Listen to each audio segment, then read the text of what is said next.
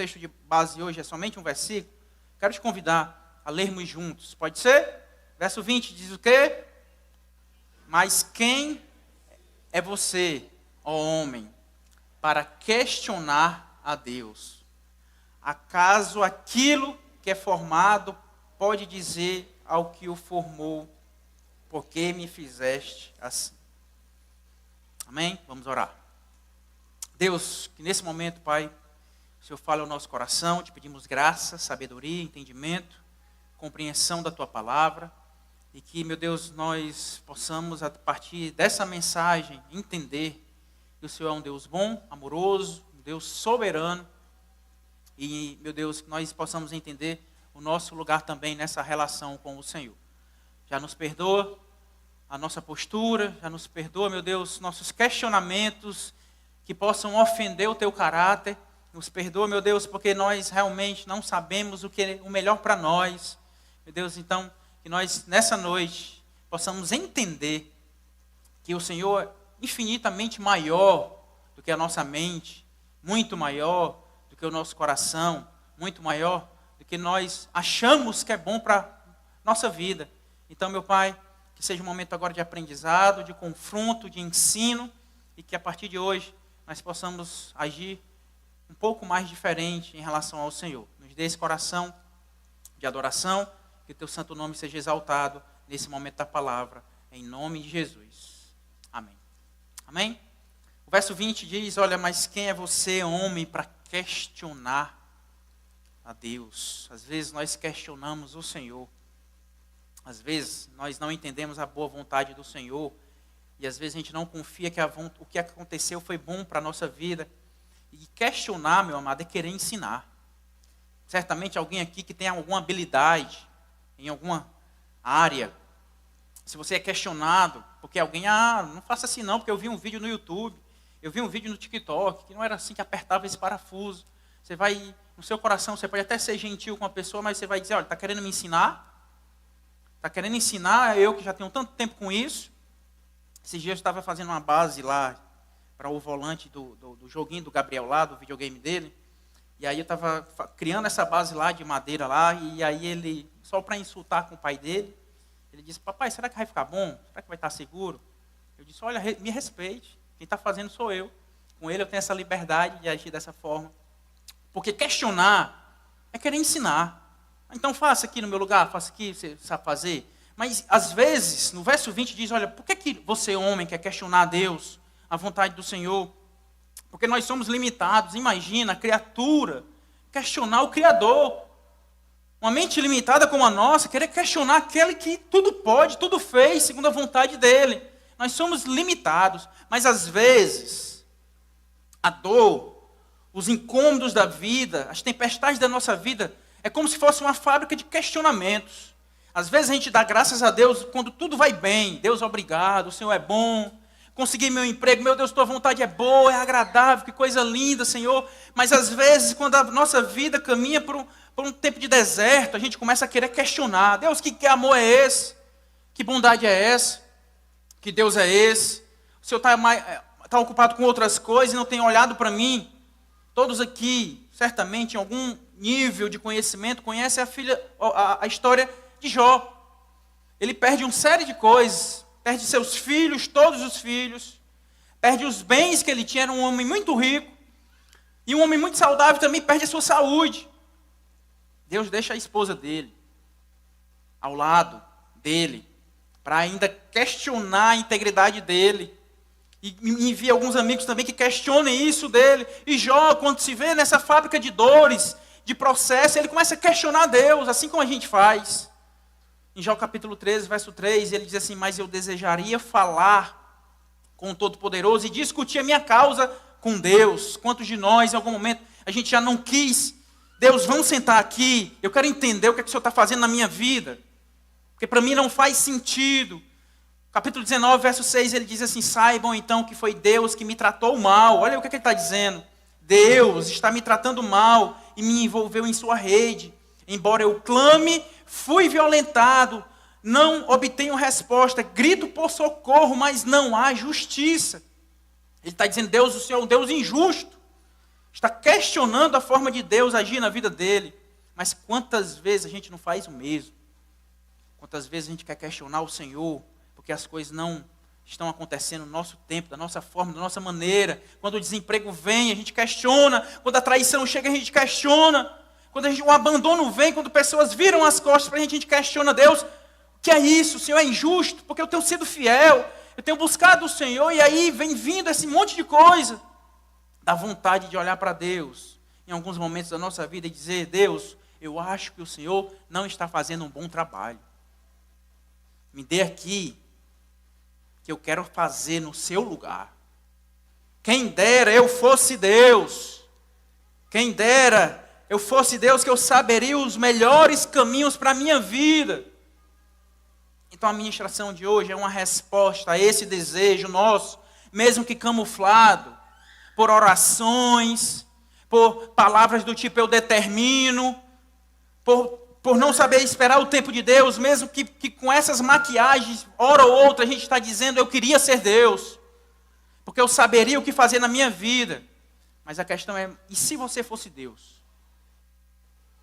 Seria algo bom ou ruim?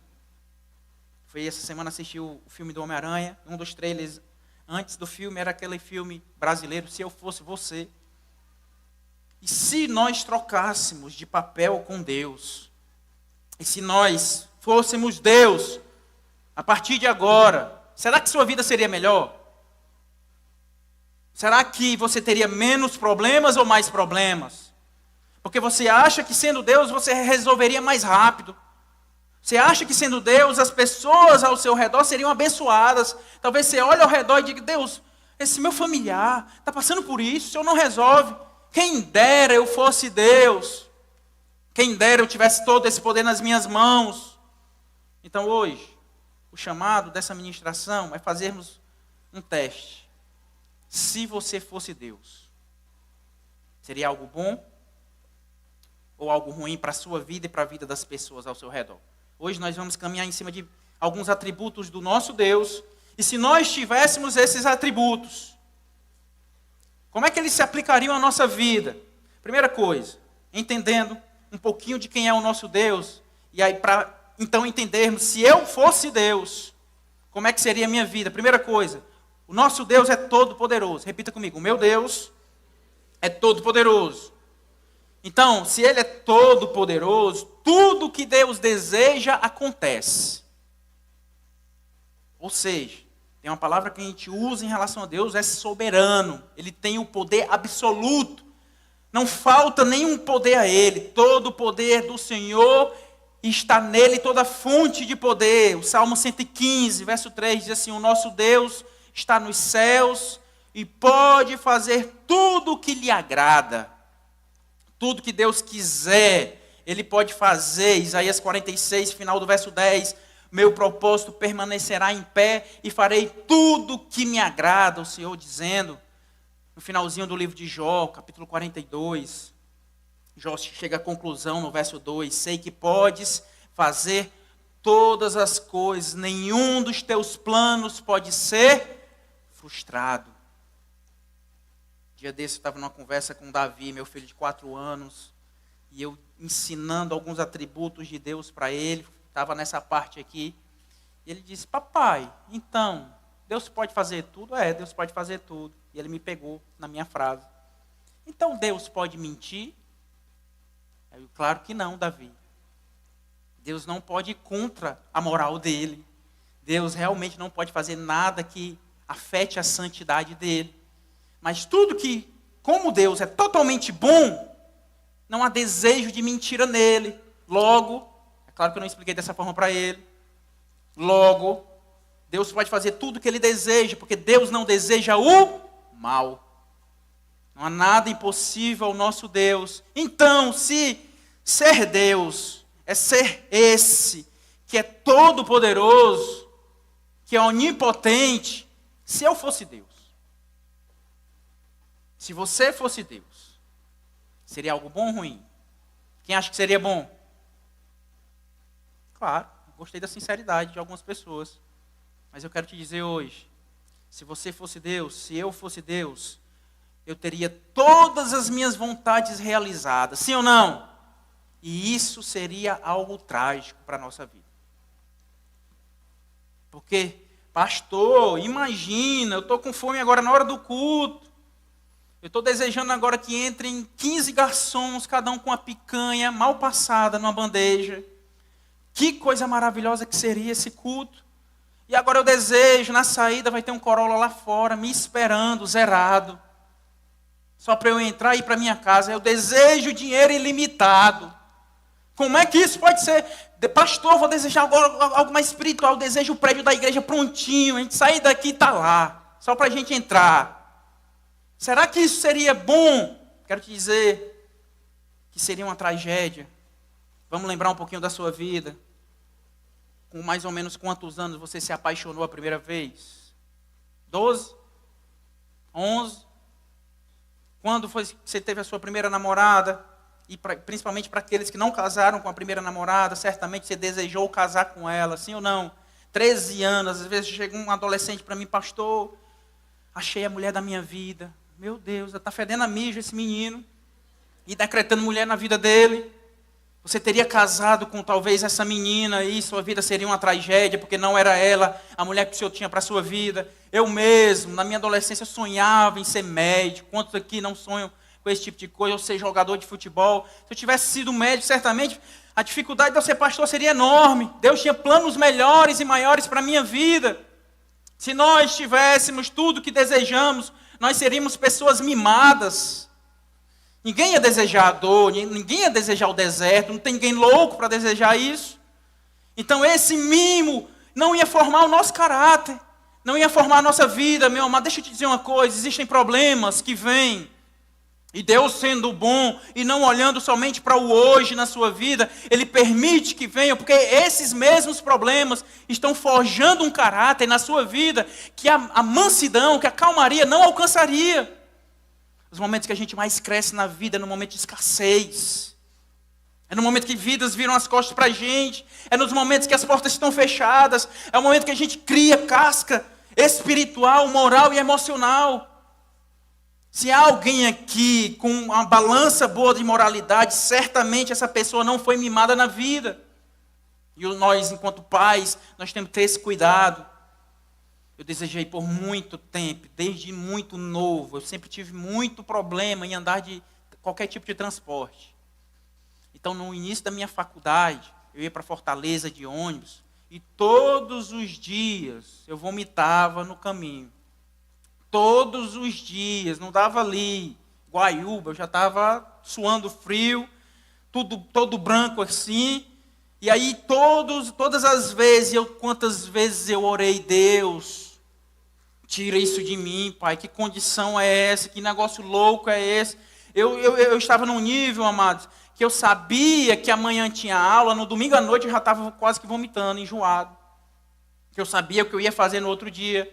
E Deus escolheu, na sua bondade, dizer, você vai passar alguns anos dessa faculdade, vomitando o que tem e o que não tem.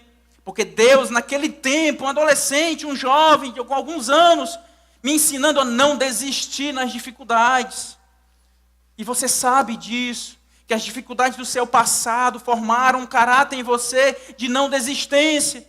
Enquanto que outros hoje desistem de situações na sua vida, você permanece. Permanece por quê? Porque foi ensinado lá atrás. Se nós tivéssemos o poder de desejar e realizar as coisas, nós não passaríamos por esses desertos da vida. Então, meu amado, ainda bem que eu não sou Deus, e eu tenho um Deus que sabe o que é melhor para mim. Repete comigo, eu tenho um Deus que sabe o que é melhor para mim. Amém? Quem pode dar glória a Deus aqui porque não casou? Calma. Se fizer sentido para você, você vai dar glória a Deus. Você vai dar uma glória a Deus se você não casou com o primeiro amor da sua vida. Oita, tá vendo? Talvez você desejou muito na época. Glória a Deus. Hoje eu encontrei o amor da minha vida. Quem encontrou o amor da vida depois de um tempo, diga aleluia. É isso. Antes você desejava, mas Deus vê o todo, a história toda, à frente dele. Então chegamos a uma conclusão: se Deus pode todas as coisas, amém? Nada é difícil ao nosso Deus, amém? Então se Deus pode tudo, mas se Ele não faz, é um sinal que o quê? Que a boa vontade do Senhor está se concretizando na minha vida, amém? Se Deus não tem feito o que você tem pedido, é porque Deus, que é soberano e que poderia mudar tudo agora, no estalar de dedos, Ele tem algo melhor na sua vida. Romanos capítulo 12, verso 2 diz: não se amoldem ao padrão deste mundo, mas transformem-se pela renovação da sua mente, para que sejam capazes de experimentar e comprovar o quê? A boa, agradável e perfeita vontade de Deus. Amém? Então, em nome de Jesus, quando não acontecer, confie. Quando não acontecer, confie, porque você tem um Deus que é bom e que sabe o que é melhor para você. Você vê o hoje, você vê o momento atual. Para você não faz sentido o concurso que eu não passei, um emprego que não foi a porta aberta para mim, não faz sentido o que aconteceu, mas, meu amado, eu quero te dizer, Deus é bom. Em algum momento as coisas vão se encaixar. A doença não foi embora, mas Deus é bom. Estou ferido, coração sangrando, mas meu Deus é bom. Nós desejamos o contrário, mas Deus sabe o que é melhor para a nossa vida. Segundo atributo do Senhor, que eu quero levantar hoje, que ainda bem que a gente não tem, e que Ele que tem. Deus é um Deus que conhece todas as coisas. Repete comigo: Deus conhece todas as coisas. Nada, meu amado, está oculto aos olhos dele.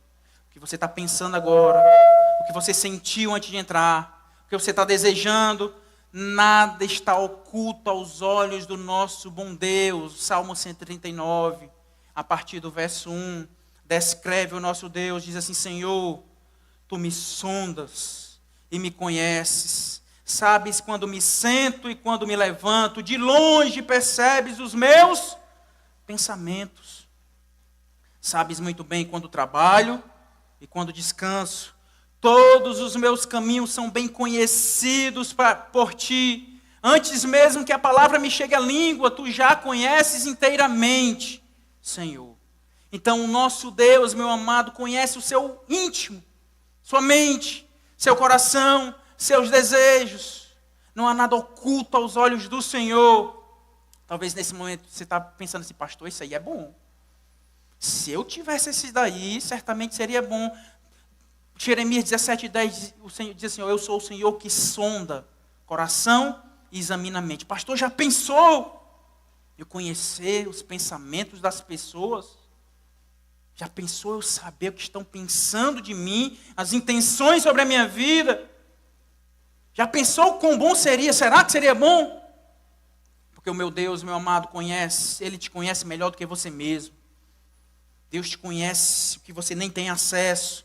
Deus conhece tudo, conhece o seu passado, conhece o seu presente, conhece o teu futuro, não só o seu, mas de toda a humanidade. Isaías 46:10 diz: desde o início faço conhecido o fim, desde tempos remotos o que ainda virá.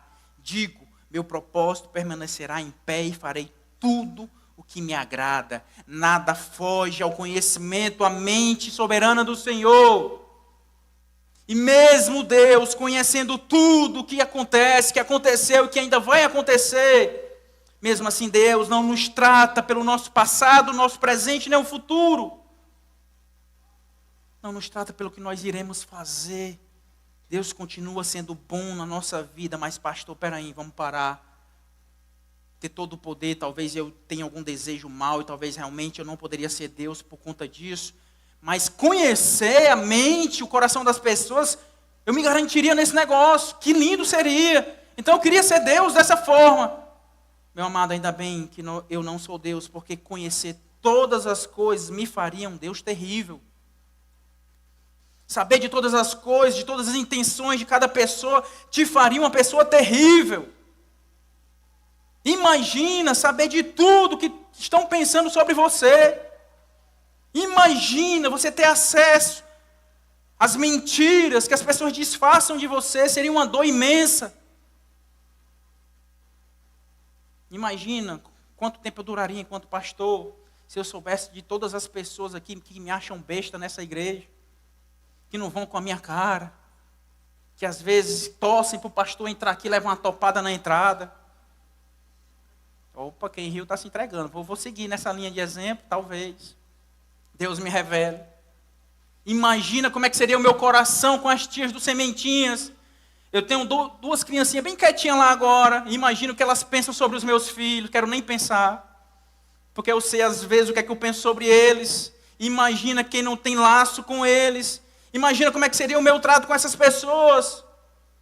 Imagina você imaginar e pensar e ter a certeza de você levando o seu filho para algum parente cuidar. Olha, cuida dele uma tarde. E a pessoa pode trazer. Mas no fundo, ela não queria, ela queria descansar, queria fazer qualquer outra coisa. Imagina você ter acesso a isso. Imagina você com a sua amiga conversando os seus problemas de namoro. E saber que a sua amiga na verdade deseja o seu namorado. Imagina, misericórdia mesmo, é verdade, irmã. Liga o alerta, em nome de Jesus. Imagina você saber que as pessoas que você convidou para o seu aniversário, muitas delas foram sem um pingo de vontade. Eu vou porque se eu não for, eu já sei o que é que ele vai falar de mim. Imagina ter acesso a tudo isso. Seria bom, igreja? Seria trágico, seria terrível. Repete comigo, é muito bom ser enganado. É muito bom não saber de todas as coisas, amém? Que bom que eu não sou Deus. Que bom que eu vivo talvez uma fantasia, achando que gostam de mim. Mas na verdade não, o pastor não entra ou não entra na sua vida. Que bom ser enganado, que pessoas, olha que blusa linda, mas na verdade a pessoa está falando, meu Deus do céu. Que blusa horrível, Camila, mas, irmã, que blusa linda. Que bom ser enganado, receber esse tipo de elogio. Que bom receber elogio, eu comprei um carro novo. Olha, que carro bacana, pastor, mas na verdade, vixe, pastor, agora pegou um bucho. Que bom ouvir isso, que as pessoas estão felizes com o seu progresso. Que bom, seria trágico termos acesso a todas as coisas. Porque como é que a gente trataria essas pessoas? Sabendo tudo que elas pensam sobre nós. E sabendo o que elas iriam fazer conosco. Já pensou nisso? Que você não teria namorado, né, esse jovem ou essa jovem na adolescência, se você imaginasse o que ele ia ou ela ia fazer com você? Que você não teria conhecido aquela pessoa, não teria aberto a porta da sua casa para receber muito bem aquela pessoa, se imaginasse o que aquele traste ia fazer com você? Já pensou o que é que você agiria se você soubesse o futuro? Talvez você diria, eu não deveria nunca ter entrado naquela igreja, porque eu não imaginava que o pastor ia fazer isso comigo. Imagina você emprestar dinheiro sabendo que a pessoa não vai te pagar. Emprestava, sim ou não? Não. Não, você não teria amizade, não teria um relacionamento. Se você sabe do futuro, o que seria terrível, você não faria. Só que Deus faz. Mesmo conhecendo e sabendo nossas intenções e o nosso coração, sabendo o que a gente vai fazer, inclusive no culto de hoje, após o culto de hoje, Deus continua sendo bom. E continua fazendo. Jesus, sendo Deus, ele tinha essa onisciência, ele conhecia todas as coisas. Mateus capítulo 9, verso 4. Conhecendo Jesus, os seus pensamentos, disse, porque vocês pensam maldosamente em seu coração. Imagina você ser Deus, ser Jesus e conhecer os pensamentos maus das pessoas. João capítulo 1, verso 47. Ao ver Natanael se aproximando, Jesus disse dele, aí está um verdadeiro israelita em que não há falsidade. Perguntou Natanael, de onde me conhece? Jesus respondeu, eu vi quando você ainda estava debaixo da figueira, antes de Filipe o chamar. João 16:30, agora podemos ver que sabes todas as coisas e nem precisas que alguém te faça perguntas. Jesus conhece aqui na terra, enquanto o homem conhecia todas as coisas, conhecia a mente, as intenções das pessoas. Jesus, sabendo o que Judas faria, o que foi que Jesus fez com ele? O escolheu. João capítulo 6, verso 64. Contudo, alguns de vocês que não creem, pois Jesus sabia desde o princípio quais deles não criam e quem o iria trair. Mesmo assim, Jesus escolheu Judas. Mesmo assim, ele age com bondade, chama para perto, ministra da mesma forma, multiplica pão para ele, alimenta aquele cara. Mesmo sabendo o que ele iria fazer, Jesus entrando em Jerusalém, a multidão grita, em festa e com alegria. Mateus 21, verso 8 em diante, uma grande multidão estendeu seus mantos pelo caminho, outros cortavam ramos das árvores e os espalhavam pelo caminho. Alegre-se muito, cidade de Sião, exulte, cidade de Jerusalém, eis que o seu rei vem a você, justo e vitorioso, humilde e montado num jumento, num jumentinho, cria de jumenta. A mesma multidão que fez isso, e que Jesus certamente sorriu para todas aquelas pessoas, mesmo sabendo, Mateus 27, 22, que a mesma multidão ia pedir que Jesus fosse crucificado. Mesmo assim, Jesus não tratou Pedro diferente, sabendo da traição que ele ia fazer. Mesmo assim, Jesus chamava para perto. Se nós fôssemos Deus, e se nós conhecêssemos todas as coisas, nós seríamos um Deus extremamente vingativo. Sim ou não? Sim, demais. Então fica no seu lugar. Deixa Deus no lugar dele. Deus sabe o que é bom, o que é perfeito.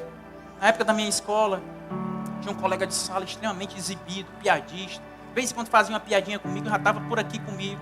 Certa vez, numa dessas exibições dele, lá no colégio, quem conhece o colégio, tem um pátio lá, que tem um piso bem lisinho, começou a chover, ele foi se amostrar, que nem diz o cearense. E eu já entalado com ele, meu Deus, se ele levasse uma queda. Dito e feita, mano. Naquele momento, eu acho que por um segundo, minha vontade foi realizada. E aí todo mundo correu para ajudar, inclusive eu. Meu filho, você está bem? Mas por dentro, meu amado, eu bem feito. Que coisa bem feita, que queda linda aqui no meio de todo o colégio. Para que essa exibição toda? Nós seríamos esse tipo de Deus. Se nós tivéssemos o conhecimento sobre tudo, sobre todas as pessoas. É entender justamente que Deus tem. E mesmo assim Deus te trata com bondade. Você esconde de mim, esconde da sua esposa, do seu marido, mas dele não. E mesmo assim Deus conhecendo o que você fez, o que você está fazendo e o que você vai fazer, Deus continua te amando e cuidando da sua vida, te tratando com bondade. Então, meu amado, o maior milagre não é Deus conhecer tudo sobre nós. Isso é grande, é gigante. Mas é mesmo assim, conhecendo tudo isso, é continuar nos amando. Apesar de conhecer tudo isso, toda a nossa podridão. Ele continua nos amando. Ele continua te amando. Você entrou aqui morrendo de vergonha de pecado que fez. Quero te dizer uma coisa: Deus não mudou um centímetro o seu olhar dele por você. Ele continua te amando. Jesus não subiu na cruz inocentemente, não. Ele sabia o que você ia fazer com o sacrifício dele. E mesmo assim fez. E mesmo assim se entregou por você. Salmo 103, verso 10 diz: Deus não nos trata conforme os nossos pecados, nem nos retribui conforme as nossas iniquidades. Esse é o meu Deus. Que bom que você não é o meu Deus. Que bom que eu não sou o Deus de vocês. Seria uma vida terrível e trágica. Que bom que eu tenho um Deus que não me trata da forma como eu trato. Que bom que eu tenho esse Deus que mesmo sem que eu merecesse nada, escolheu fazer algo por mim. Esses dias eu vi o goleiro Bruno testemunhando que na época que ele estava preso lá, ele recebeu uma visita do goleiro Fábio. Acho que o Fábio joga no Fluminense hoje. E ele foi, e eu fui ver os comentários, as pessoas dizendo assim: olha, ele não merecia essa visita. É justamente isso. Eu também não merecia Jesus morrer na cruz por mim. Mesmo assim, ele fez isso no meu lugar. Repete comigo: eu não mereço nada de Deus. Nada, meu irmão. Mas mesmo assim, Deus tendo plena ciência das suas intenções, seu coração, da sua mente, mesmo assim Jesus fez, te visitou, Jesus te trouxe aqui para escutar essa mensagem. Última coisa, de outras muitas que a gente poderia falar sobre Deus aqui. O meu Deus é um Deus que não descansa nem dorme. Salmo 121 diz assim, o verso 3: Ele não permitirá que você tropece. O seu protetor se manterá alerta. Sim, o protetor de Israel não dormirá. Ele está sempre alerta.